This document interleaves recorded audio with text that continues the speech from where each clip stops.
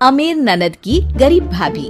रीना एक मध्यम परिवार की लड़की थी, लेकिन उसकी भाभी शिवानी एक बड़े घर की बेटी। शिवानी की शादी अभिषेक से लव मैरिज थी। अरे भाभी, ये कितना अच्छा सूट पहना है आपने। काश ऐसा मैं भी पहन पाती। अरे क्यों नहीं रीना, वैसे भी तुम्हारा और मेरा नाम तो एक ही है, जब मन करे पहन लेना। भाभी, आपको आपके पापा ने कितने अच्छे कपड़े गहने दिए हैं। मैं उनकी इकलौती बेटी जो हूँ। बेटी तो मैं भी इकलौती हूँ, लेकिन क्या करे, पापा है नहीं, पता नहीं कैसे होगी मेरी शादी। तभी वहाँ शिवानी की सास आ जाती है। अरे क्यों नहीं करेगा भाई तेरी शादी धूमधाम से, आखिर जिम्मेदारी है तो उसकी। और वो दिन भी आ जाता है जब रीना की शादी तय हो जाती है। अभिषेक, क्या हुआ? आप इतने परेशान तो कभी नहीं दिखे। कोई बात है तो बताइए मुझे। अरे शिवानी, वैसे तो शादी का सारा इंतजाम हो गया है, लेकिन गहनों का रेट तो आसमान छू रहा है। कैसे क्या करूं, कुछ समझ में ही नहीं आ रहा। थोड़ी देर में शिवानी अपने पूरे गहने अभिषेक के सामने रख देती है। ये लीजिए, गहनों का इंतजाम भी हो गया। अरे नहीं नहीं शिवानी, मैं ये गहने किसी हालत में भी नहीं ले सकता। ये तुम्हारे पिता ने तुम्हें दिया था, और तुम हो कि। तभी वहाँ सास आ जाती है।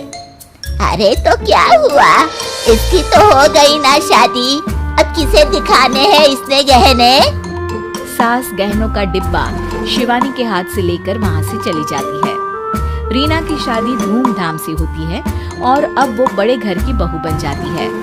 वहीं रीना की शादी के बाद शिवानी और अभिषेक उसकी शादी के कर्जों से डूब जाते हैं। मैं सोच रही हूँ नौकरी करनी शुरू कर दूँ, वैसे भी पढ़ी लिखी हूँ, आपकी थोड़ी मदद भी हो जाएगी। वैसे शिवानी, कुछ दिन कर लो तो अच्छा ही होगा, क्योंकि जरूरत भी है।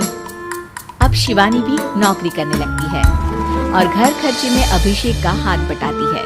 एक दिन शिवानी, रीना का फोन आया था, कह रही थी कि आने वाले त्योहार में उसके ससुराल जाना है।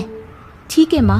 अरे ठीक तो है, लेकिन एक काम कर लेना, उसके सास ससुर से लेकर पूरे खानदान के कपड़े मिठाइयाँ सब ले आना, और हो सके तो रीना के लिए छोटे से कान में पहनने के बूंदे भी।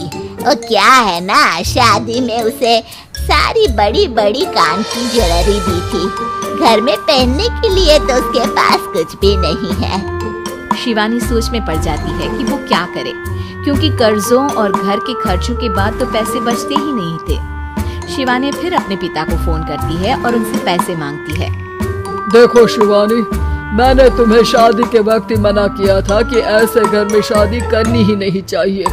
अरे अभिषेक को शर्म आनी चाहिए जो ससुराल से पैसे मंगवा रहा है। शिवानी को पिता की बात पर गुस्सा आ जाता है। आप मेरे पिताजी हैं और मैं परेशान थी इसलिए आपसे मदद की उम्मीद की पापा। अभिषेक को तो पता भी नहीं है कि मैंने आपसे पैसे मांगे हैं। शिवानी सोचती है कि वो अभिषेक से बात करे, लेकिन फिर उसे लगता है कि वो टेंशन ले लेगा। तभी शिवानी की नजर हाथ के कंगन पर पड़ती है। सीधे बाजार जाती है और उसे बेचकर ननद के घर ले जाने का सारा सामान लेकर आती है और सास के सामने रख देती है। हाँ ठीक है, लेकिन फल थोड़े और अच्छी क्वालिटी के होने चाहिए थे। शिवानी कुछ नहीं कहती, वहाँ से चली जाती है। एक दिन शिवानी, रीना का फोन आया था, बहुत रो रही थी। क्यों माँ, क्या हुआ? सब ठीक तो है ना उसके ससुराल में? अरे तूने तो उसकी नाक ही कटवा दी। अब मैंने क्या कर दिया माँ? कह रही थी कि बड़े घर की बहू है भाभी, जो कपड़े दिए वो ब्रांडेड भी नहीं थे। तू तो जानती है ना उन लोगों का पहनावा कितना अच्छा है। तू तो मेरी बेटी का भला कभी सोचती नहीं। हाय भगवान, अरे बड़े घर की बहू है, इसी बात की जलन है ना तुझे, लेकिन याद रख मेरी बेटी का सोचने के लिए भगवान है, तुम लोग कभी उसका बुरा नहीं कर पाओगे।